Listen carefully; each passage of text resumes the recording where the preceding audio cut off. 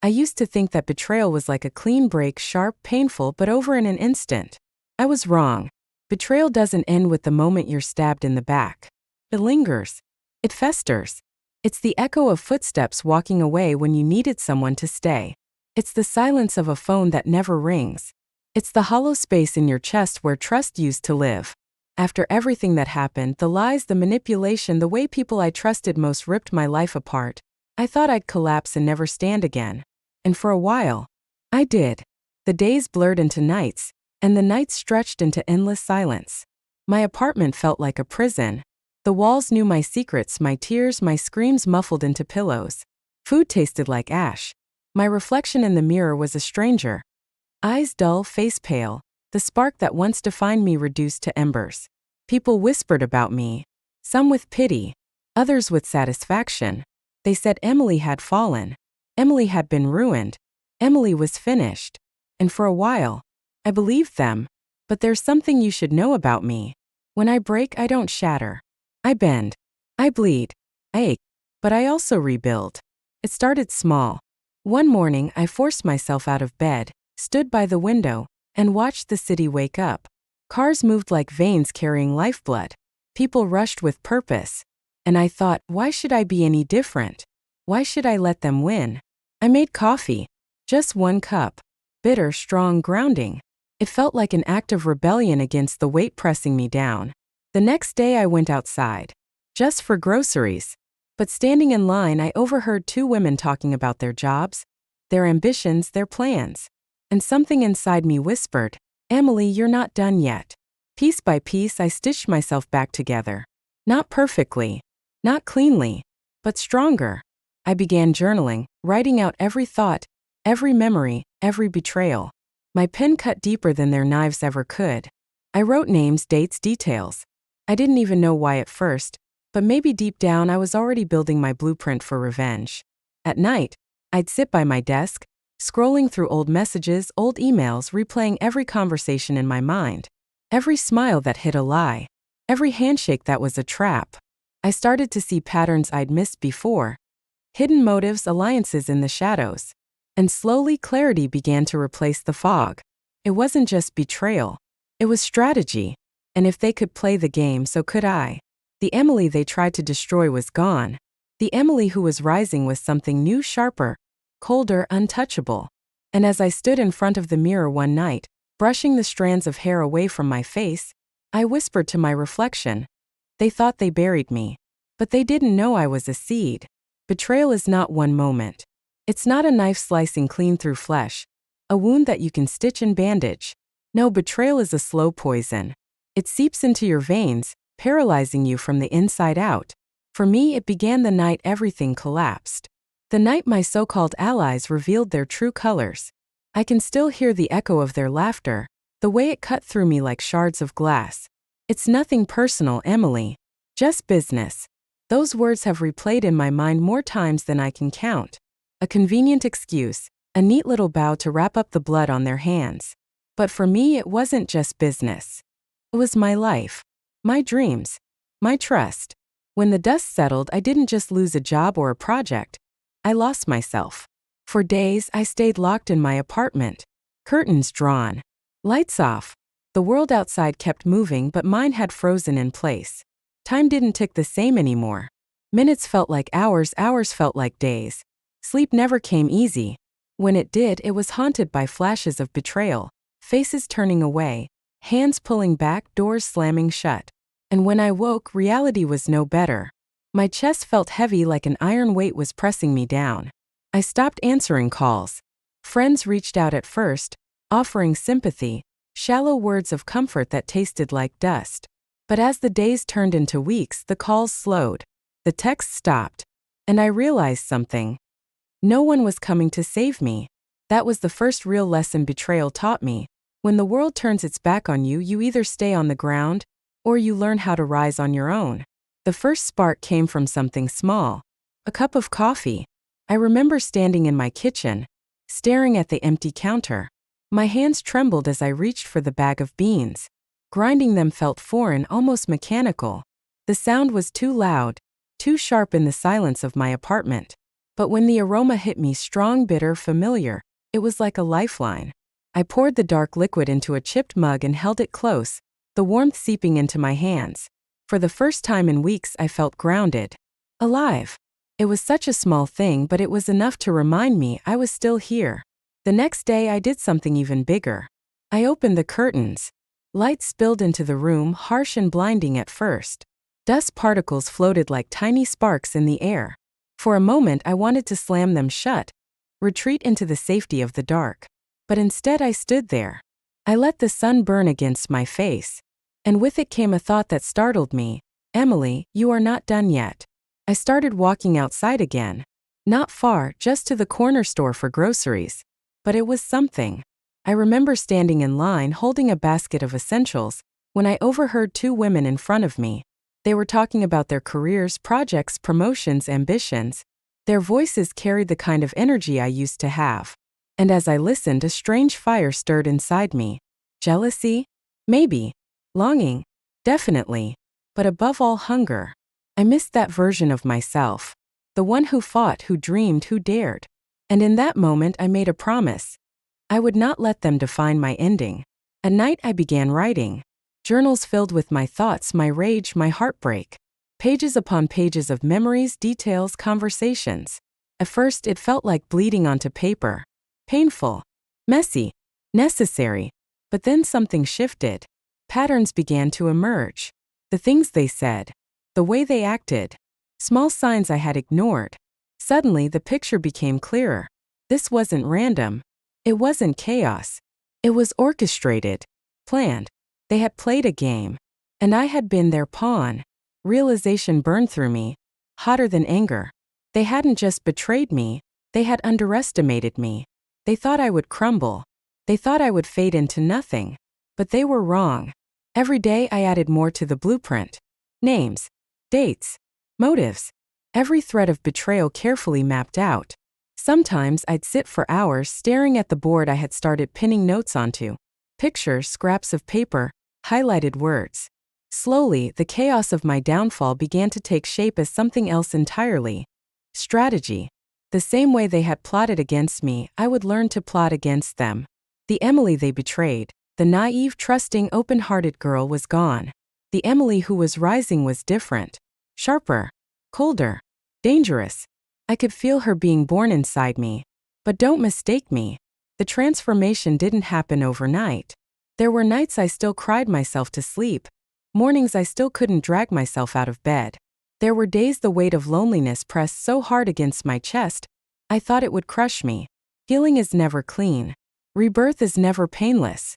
But every time I fell, I rose again. Even if it was slower, shakier than the day before.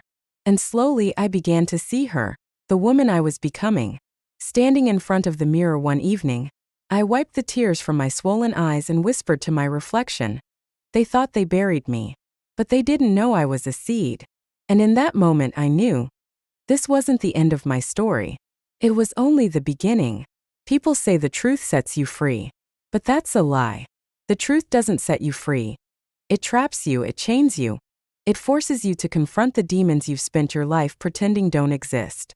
When I began digging through the ashes of my old life, I thought I was just trying to heal.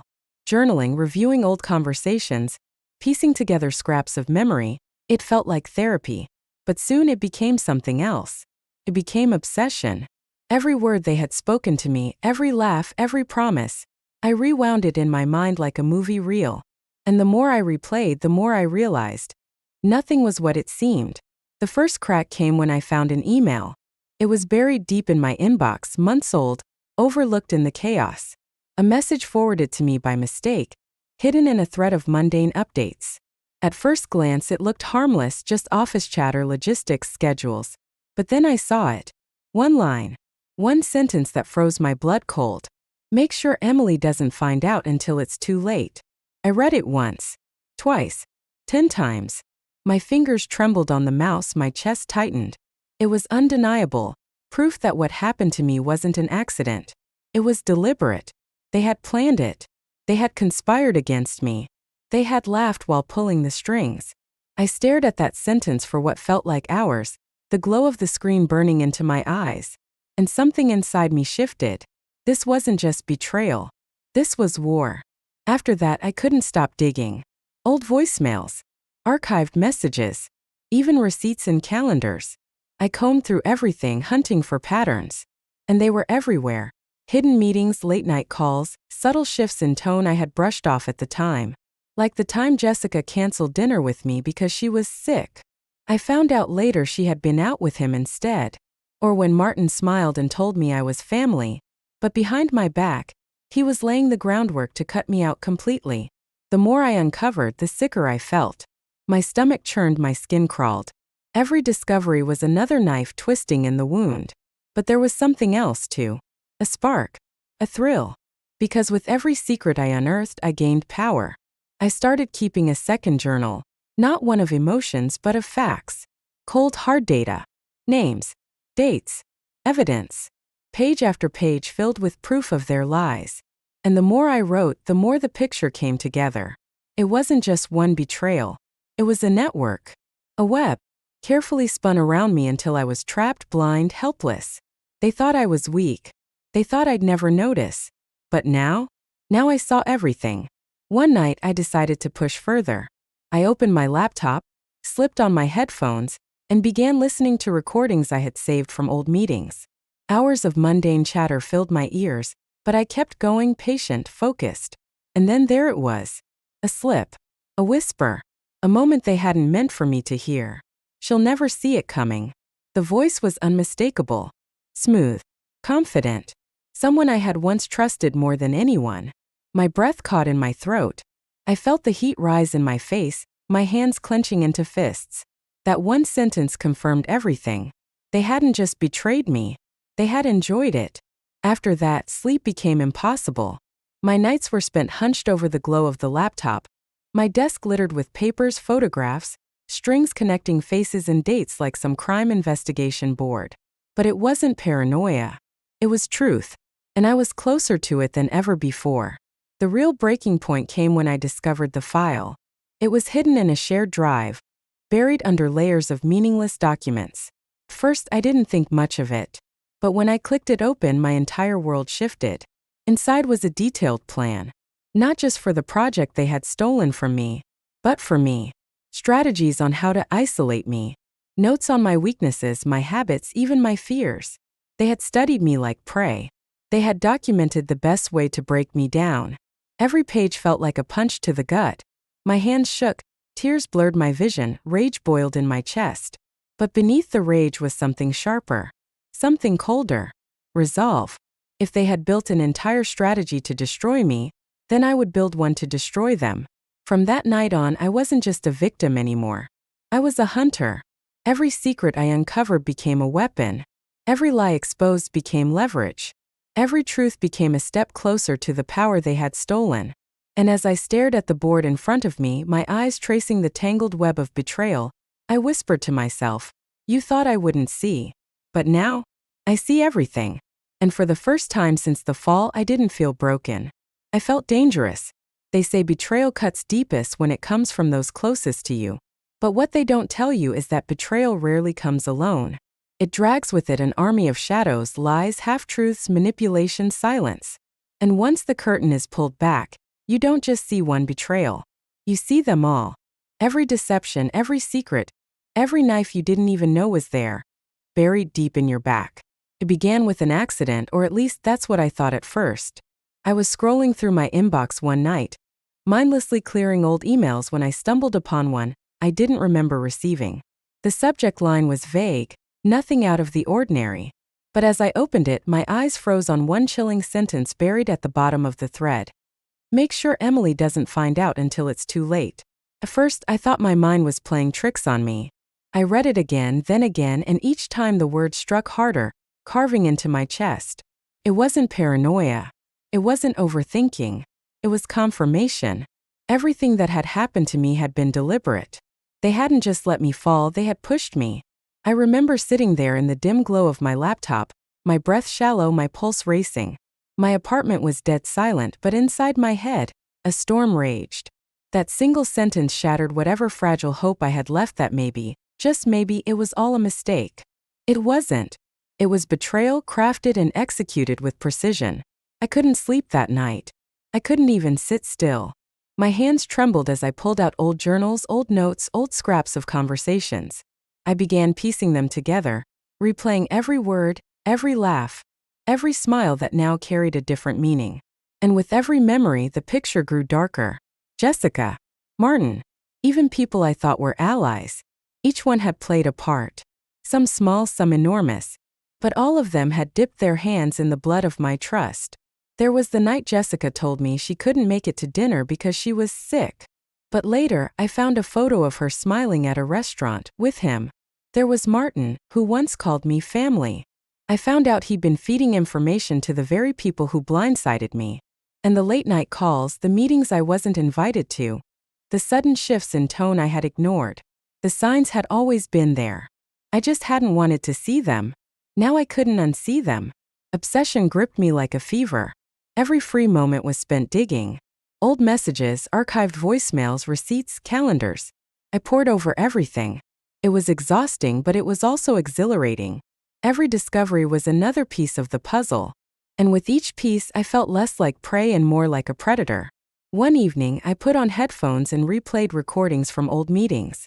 Hours of chatter filled my ears, most of it dull background noise. But then I heard it. She'll never see it coming. The words hit me like a punch. My stomach lurched, my vision blurred. But the voice was clear. Familiar. Trusted. I froze, bile rising in my throat. It wasn't just anyone. It was someone I had once leaned on more than anyone else. Someone I had defended, trusted, even protected. And they had smiled at me while plotting my downfall. I slammed the laptop shut, my chest heaving, tears burning at the corners of my eyes. Rage coursed through me, hot and uncontrollable. It wasn't just betrayal. It was cruelty. They had enjoyed it. After that night, I knew I had to go deeper. I hacked through folders, archives, even shared drives I wasn't supposed to have access to anymore. My fingers flew across the keyboard like a woman possessed. I didn't care if it was reckless. I didn't care if it was dangerous. I needed answers. And then I found it. File. Hidden deep, disguised as something mundane. My pulse quickened as I clicked it open. What I saw made my blood run cold. It wasn't just a plan for the project they had stolen. It was a plan for me. My name was at the top, bold and underlined. Beneath it were notes, bullet points, strategies. They had documented my weaknesses, my routines, my fears. They had studied me like prey, dissected me like a specimen. Emily is too trusting. Use it against her. Emily avoids confrontation. Apply pressure subtly. Emily craves approval, remove it, isolate her. My hand shook as I scrolled through page after page, each word a knife in my chest. I wanted to scream, to tear the screen apart. But instead I kept reading because with every line, my rage sharpened into something else. Resolve. If they had built a blueprint to destroy me, then I would build one to destroy them. From that night on, everything changed. I started keeping 2 journals. One for the pain. One for the facts. The first journal bled with my emotions, anger, heartbreak, sorrow. But the second became my weapon. Names, dates, evidence, photographs, transcripts. I pinned them to my wall, connected with strings like some crime investigator. My tiny apartment transformed into a war room. And for the first time in months, I felt something other than despair. I felt power. Of course, there were nights I still broke down. Nights I clutched my pillow and sobbed until my throat was raw. Nights I wished I could rewind time to before it all fell apart. But every morning when the tears dried, I returned to my desk. I sharpened my focus. I expanded my web. And slowly the fear began to fade. In its place was clarity. I wasn't just hurt anymore. I wasn't just broken. I was learning. I was becoming. They thought I was blind, but now I saw everything. And as I stood in front of my wall of secrets one night, my shadow stretching across the chaos of papers and pins, I whispered to myself, "You thought I wouldn't notice. But now, I see you. All of you." And for the first time since my fall, I didn't feel like a victim. I felt like a hunter waiting in the dark. Rock bottom isn't just a place. It's a crucible. Strips you bare. It burns away illusions, comforts, safety nets. It leaves you standing alone, staring at the shattered pieces of who you used to be. And then it whispers a choice. Stay broken or rise stronger. In the weeks after uncovering the full scope of betrayal, I lived in that crucible. Some days I was a shell of myself, drained, hollow, barely eating. Other days, fire roared in my chest so strong I could hardly breathe. But slowly, quietly, a realization grew inside me. If I was going to rise, I couldn't just fight them. I had to change myself. Not into someone colder. Not into someone crueler. But into someone they could never break again. The first battlefield was my mind. For too long I had been trained to doubt myself, to shrink back, to let others define my worth. Their blueprint had exploited that weakness. So I decided to rewrite it. Every morning before sunrise, I sat at my desk with a notebook. At first I wrote down the poison that haunted me. Every cruel word, every manipulative smile, every doubt. I poured it onto the page until my hand ached. And then on the next page I rewrote it. You're too trusting. Your heart sees light where others see shadows. That is strength. You avoid confrontation. You choose your battles wisely. And now you're learning when to strike. You crave approval. You no longer need permission to exist. You are your own validation. It wasn't easy. Some days I didn't believe a single word I wrote. But repetition turned into ritual, and ritual turned into transformation. Slowly, I began to hear my own voice louder than theirs. The second battlefield was my body. For months, I had lived in stress and exhaustion. My shoulders hunched, my eyes dulled, my energy drained. I looked like the ghost of a woman who once dreamed big. So I decided to reclaim my strength, literally. I started running. First, it was pathetic. 10 minutes and I was gasping for air, my lungs screaming, my legs trembling. But I pushed. Every day a little farther. Every day a little stronger. Running became my therapy. With every stride I shed pieces of fear, anger, weakness. The pavement absorbed my rage, my heartbreak, my grief. By the time the sun rose, sweat dripping down my face, I felt alive again. Then came weight training. My body resisted at first, every muscle protesting. But I loved the ache. It reminded me that growth always comes with pain. That strength is not given, it's earned, lifted, rep by rep. As my body hardened, so did my resolve. For the first time in a long time, I looked in the mirror and didn't see a victim. I saw a woman becoming unstoppable. The third battlefield was my heart. This was the hardest of all. Because no matter how strong my body became, no matter how sharp my mind grew, my heart still ached. The nights were the worst. Darkness made memories louder. I'd hear their laughter, see their faces, relive the betrayal on a loop. Loneliness sat heavy beside me, whispering cruel things. So I forced myself to confront it. I'd sit in silence, no distractions, no noise, just me and my pain. I let the grief wash over me, burn through me. I didn't run from it anymore. And slowly, I began to see something I hadn't before. Betrayal hadn't destroyed me, it had freed me. Because when people show you who they really are, they also show you who you can no longer pretend to be. The version of me that relied on their approval, their validation, their fake smiles, that Emily was gone. What remained was raw, scarred, but real. And real Emily was dangerous. As my training deepened, I built rituals. Open book mornings. Affirmations, running, writing. Briefcase afternoons. Research, studying strategy, psychology, leadership. Crescent moon nights. Reflection, meditation, sometimes tears, but always ending with gratitude. Gratitude not for what they had done, but for what it had revealed. Because without their betrayal, I would have never become this. But transformation wasn't just about survival. It was about preparation. I knew the time would come when I'd face them again. And when that day arrived, I couldn't just be healed. I had to be formidable. So I studied them. I devoured books on manipulation, negotiation, body language.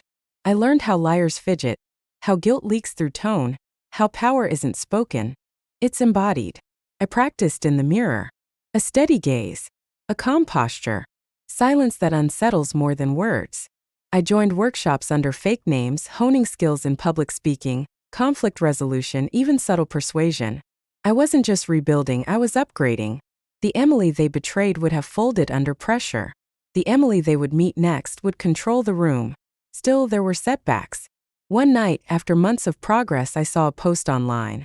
A photo of them celebrating, drinks raised, smiles wide, as if they hadn't destroyed someone's life. My chest tightened, my breath caught. Rage nearly swallowed me whole. I almost threw everything away in that moment. Stormed into their world, screamed, demanded answers. But I didn't. Instead, I closed my laptop, went for a run in the cold rain. And when I returned drenched and trembling, I whispered to myself, "Not yet. Patience is power." That became my mantra. Because revenge without patience is just rage. But revenge with patience? That's strategy. Months passed. By the time the leaves turned, I was unrecognizable. Even to myself. My body was lean strong. My mind sharp disciplined. My heart scarred but steady. And my wall of secrets had transformed from chaos into order. A blueprint not of my destruction but of theirs. Every lie, every scheme, every betrayal, documented, organized, ready. And one evening as I stared at that wall, something shifted inside me. For the first time I didn't feel like I was rebuilding. I felt like I was preparing. The hunter wasn't waiting anymore. The hunter was ready to move. I closed my journal, stood tall, and whispered to the empty room. "Emily is gone. The woman you created from her ashes is coming for you." Rock bottom is never silent. It groans, claws. It whispers cruel lullabies when you try to sleep. For weeks, betrayal echoed in my head louder than my own heartbeat. I replayed the lies, the smirks, the way they stripped me of everything, my reputation, my dignity, my hope. But here's the truth betrayal doesn't want you to know. You can't unbreak a heart. But you can reforge it. Stronger, sharper, dangerous. And that's what I set out to do. The mind, reprogramming the voice inside the first battlefield, was inside me. A place no one else could see but where their poison lived. All my life I had been taught to make myself smaller. Be polite. Don't make waves. Smile even when it hurts. And because of that, when the knife slid in, I barely flinched. I thought I deserved it. That was the first illusion I had to destroy. Every morning I woke before dawn, when the world was still dark and quiet, and I sat with a notebook. At first I could only pour venom. Anger, grief, humiliation. It spilled across the pages. My handwriting turned jagged, my tears smudging ink. But one day my hand paused. It wasn't enough to expel the poison. I had to replace it. So I started a second page. On it I rewrote every ugly word I had ever absorbed. "You're naive. Your openness is a gift. Now you'll learn discernment to protect it. You don't belong here. You built belonging wherever you stand. You're a force, not a guest. You're too weak to fight back. You have survived every battle so far. That makes you dangerous." At first, my voice shook as I read those words aloud. They felt foreign, like I was impersonating someone braver. But the more I repeated them, the truer they sounded. Days became weeks. Soon I wasn't just writing affirmations, I was writing visions. Sketches of the woman I was becoming. The woman who could not only stand tall but bend the world around her. Bit by bit, the enemy's voice in my head quieted. And mine grew louder. The body. Pain as teacher, but clarity of mind means nothing without strength of body. My body had carried the weight of fear, shame, and exhaustion for too long. My shoulders slumped, my reflection looked like a stranger. I needed to feel alive again.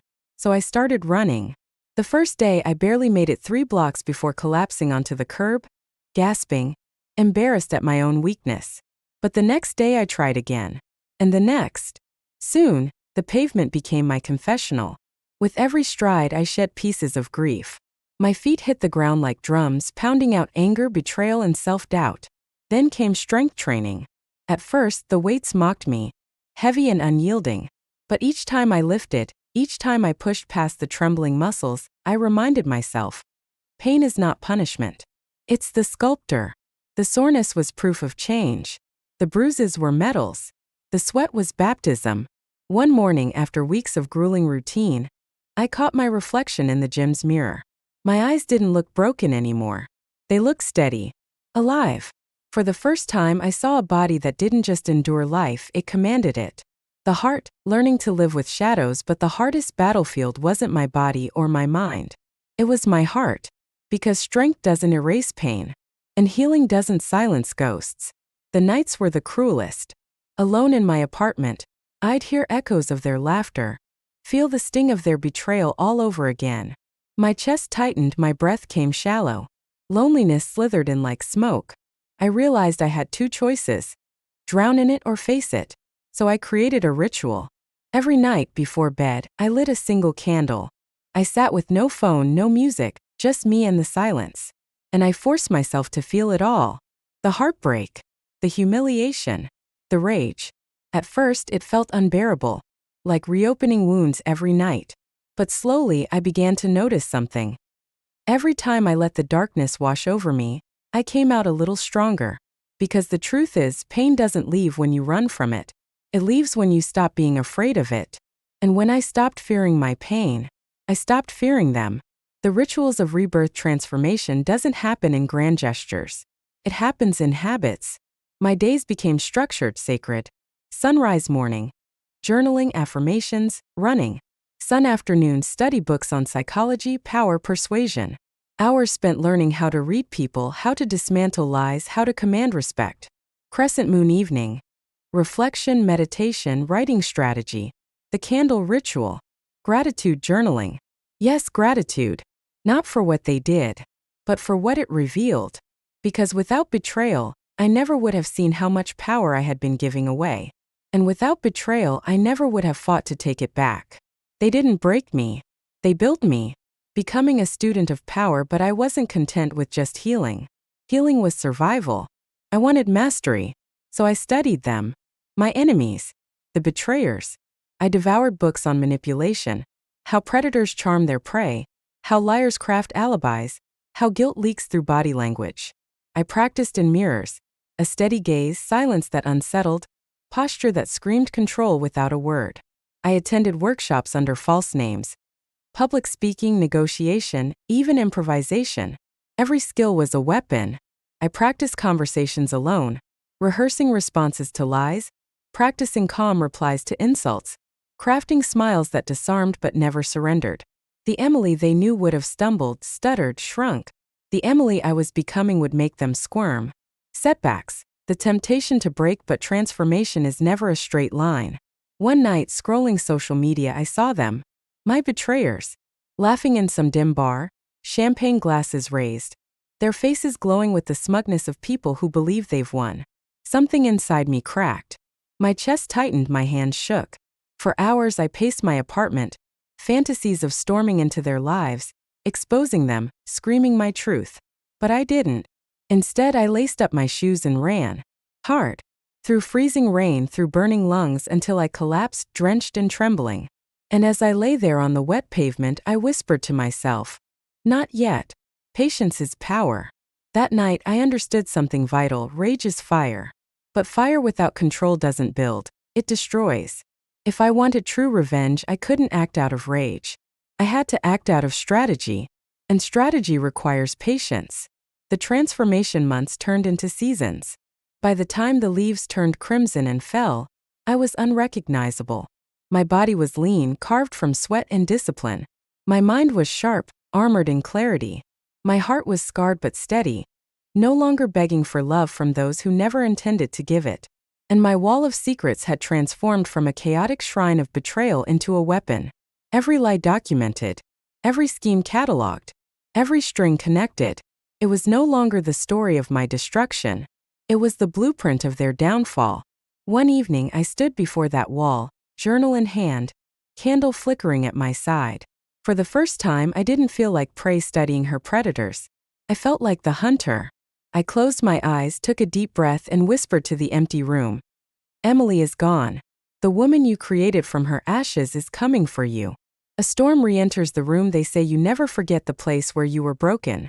The boardroom where they cornered me. The office where whispers turned to daggers. The streets where I walked home with nothing but shame pressing on my shoulders. For months I stayed away, building, training, sharpening. But the day came when I could no longer hide in the shadows. It was time to walk back into their world. Not as prey, but as the storm they created. The first step back, I remember the first day I returned to the office where it all began.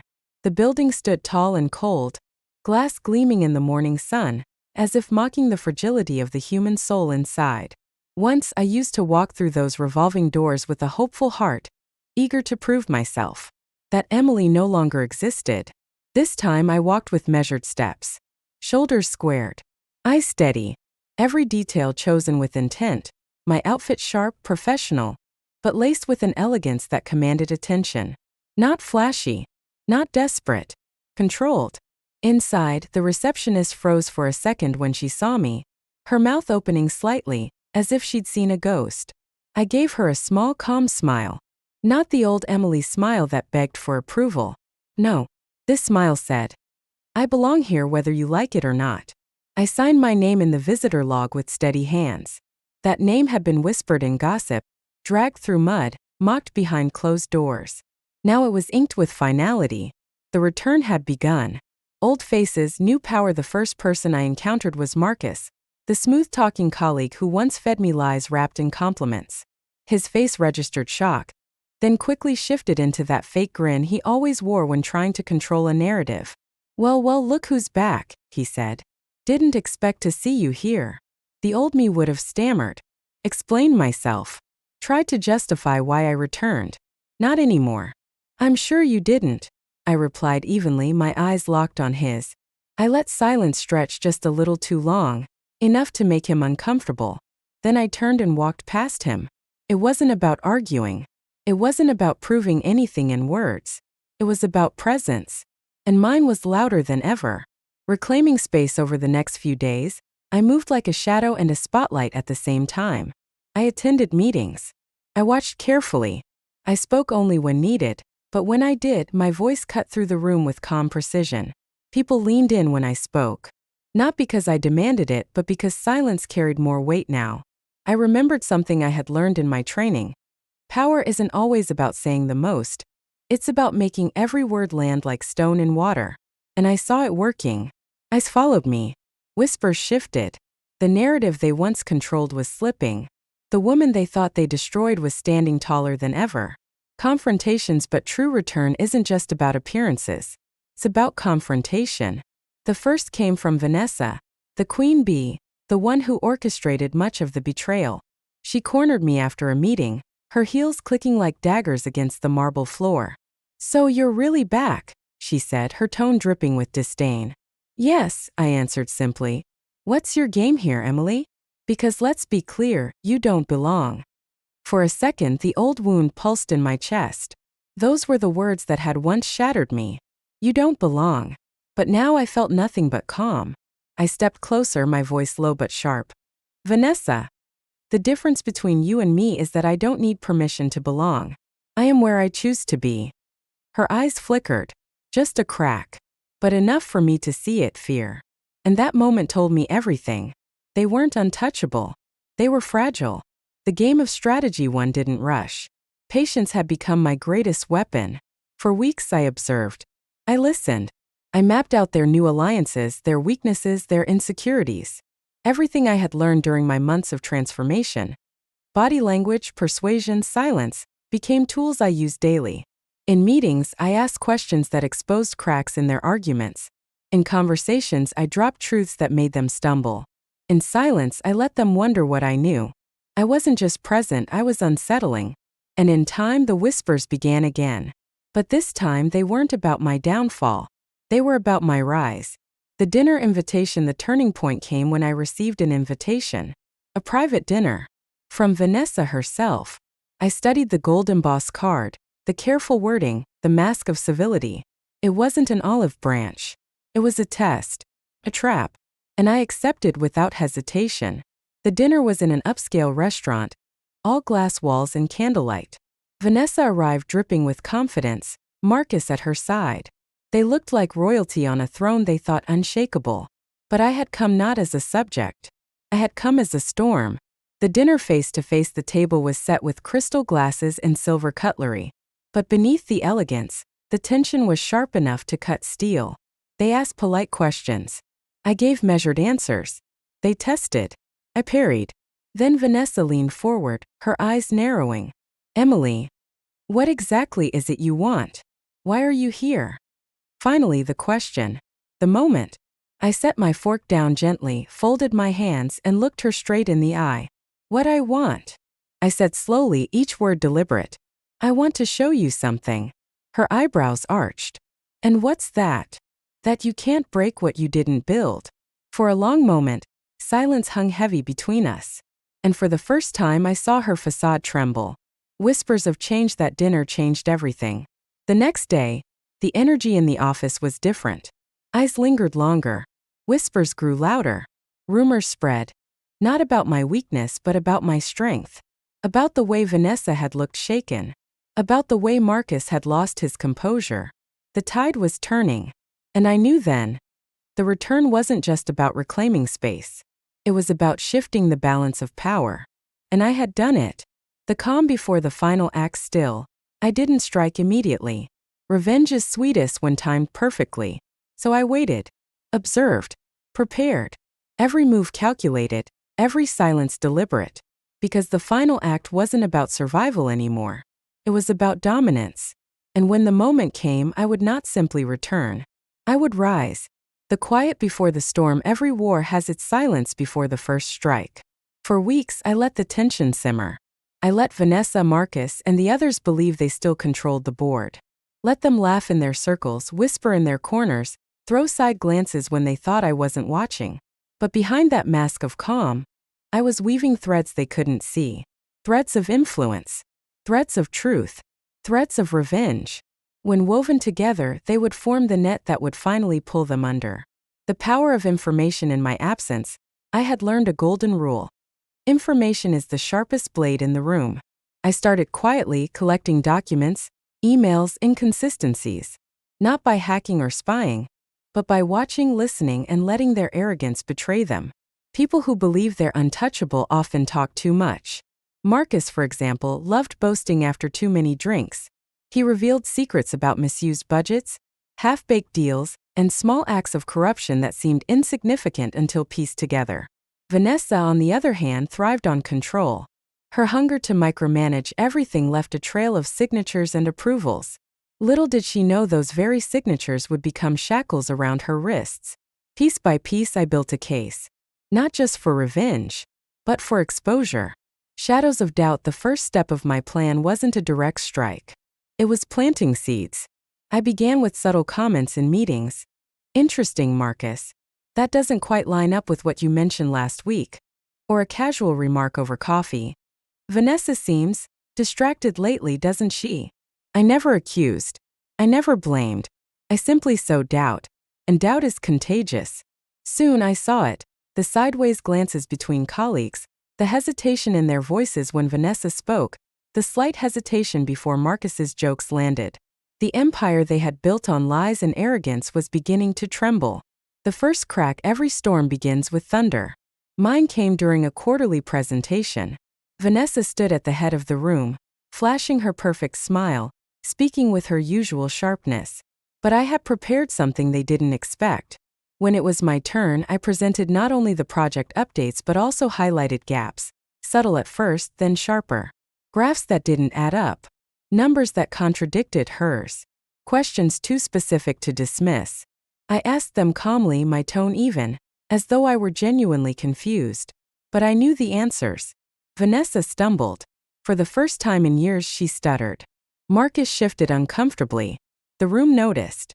The first crack had appeared. The trap tightens. The weeks that followed were calculated moves in a chess game. I leaked small truths anonymously. Documents slipped into the right hands. Numbers accidentally circulated in reports. Little fires that spread faster than they could contain. Colleagues who once ignored me began to come to me quietly, whispering, asking questions, sharing what they knew. I became the center of a silent revolution. And Vanessa didn't even see it happening. The showdown. The climax came during the annual board review. A grand event, attended by top executives, investors, and every major figure in the company. Vanessa entered in full power mode. Dressed to kill, words sharpened, smile polished. Marcus hovered at her side, desperate to maintain the illusion of control. But illusions don't last long under fire. When my turn came, I stood with calm precision. My voice steady, my eyes unwavering. I presented everything: facts, figures, documents. One after another, like arrows fired into a crumbling wall. The misuse of funds. The manipulated reports. The double dealings Marcus had bragged about in whispers. Each piece of evidence wasn't just paper. It was a nail in the coffin of their empire. The room went silent. Investors frowned. Executives leaned forward. Vanessa's smile cracked like glass under pressure. Finally, she slammed her hands on the table. This is nonsense. Lies. Fabricated. I cut her off, not with anger but with calm steel. These are your signatures, Vanessa. These are your emails. Your deals. Your decisions. Her voice faltered. Her eyes darted around the room, desperate for allies. But where once there had been nods and support, now there was only silence. Marcus tried to speak up, but I turned my gaze on him.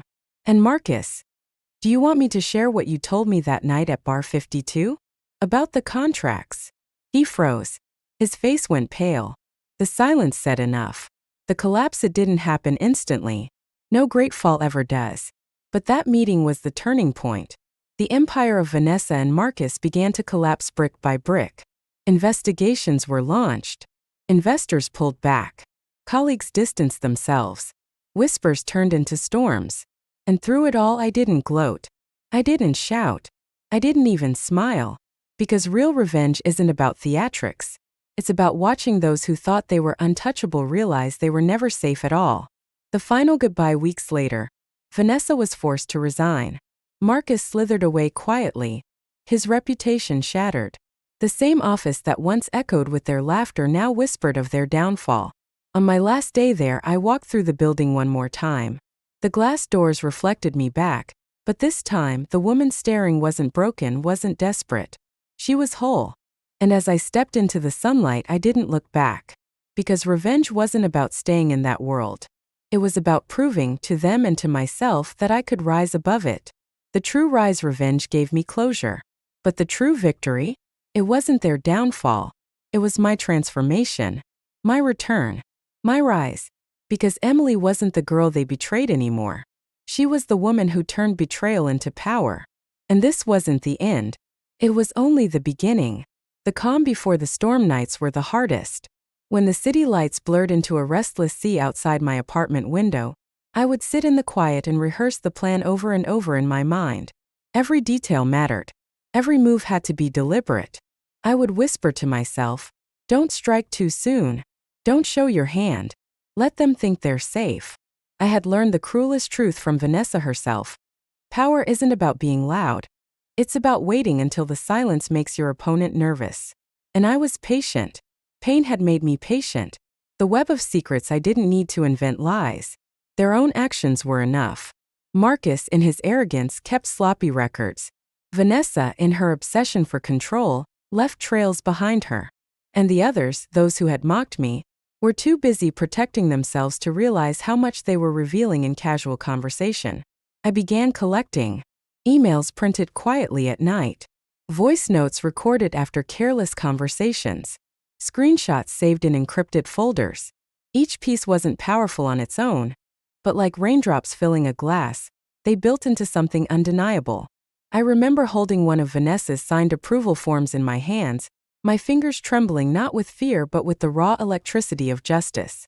This piece of paper wasn't just ink. It was her pride, her downfall, her undoing. The art of doubt I didn't attack outright. No, that would have been foolish. Instead, I used the oldest weapon in human history, doubt. It started small. At meetings, I would tilt my head slightly and ask Marcus, wait, didn't you say something different last month? Or I would murmur to a colleague over coffee, strange how Vanessa's numbers never quite line up with finance, don't you think? I never accused. I never blamed. I only let people arrive at their own suspicions. And suspicion, once planted, grows like a vine. It creeps, it spreads, and soon it wraps around everything. Within weeks, I saw the signs: hesitant glances, whispered conversations, colleagues no longer laughing at Marcus's jokes with the same ease. The empire wasn't cracking yet, but the foundations were shaking. The presentation, a first strike. The quarterly review meeting was supposed to be routine, but for me it was the first strike. Vanessa spoke with her usual flair, crisp suit, commanding tone. Her words laced with that icy superiority that once made me shrink in my chair. But not anymore. When my turn came, I walked to the front with steady steps. My hands didn't tremble, though my heart thundered inside my chest. I clicked to the first slide. The numbers appeared. Silence followed. Something doesn't add up here, I said softly. Not confrontational, not accusing, just curious. But the graph spoke louder than I ever could. The numbers contradicted hers. Vanessa's smile faltered. Just slightly. Marcus shifted in his seat. The room noticed. That was enough. One visible crack in the glass. One sound of something breaking beneath the surface. The silent revolution after that day. Things began to shift quickly. People approached me quietly, first one, then another. I've noticed the same thing. Don't tell anyone I said this, but they shared fragments, pieces of gossip, evidence, fears. I became a quiet magnet. The person people turned to when they realized the leaders they trusted weren't so trustworthy. And Vanessa? She didn't notice. Or maybe she did, but arrogance blinded her. She thought she could fix everything with intimidation, with her sharp words and her cold stare. But what she didn't know was that the tide had already turned. I wasn't the outcast anymore. I was the storm gathering behind the horizon. The boardroom showdown, the annual board review, was more than a meeting. It was the battlefield. The room was filled with power. Executives. Investors. Decision-makers. Every eye mattered. Vanessa walked in like a queen entering her throne room. Marcus flanked her like a loyal knight, trying to look important. But I knew. Today was the day their kingdom burned. When it was my turn to present, I didn't hesitate. Slide after slide. Document after document. I laid it all out, not as a personal attack but as undeniable fact. Misused funds. Altered reports. Double dealings. Her own signatures projected on the massive screen for everyone to see. The silence was suffocating. You could hear the air conditioning hum. Finally, Vanessa snapped.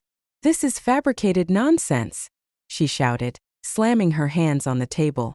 I met her eyes, calm and unshaken. "These are your own words, Vanessa. Your own documents. Deny them if you want, but the truth doesn't vanish." Her face turned pale, then flushed red. Marcus tried to speak up, but I cut him off with one line. "Shall I remind everyone what you told me at Bar 52, Marcus? About the contracts?" The color drained from his face. Everyone in the room saw it. That was the moment the empire crumbled.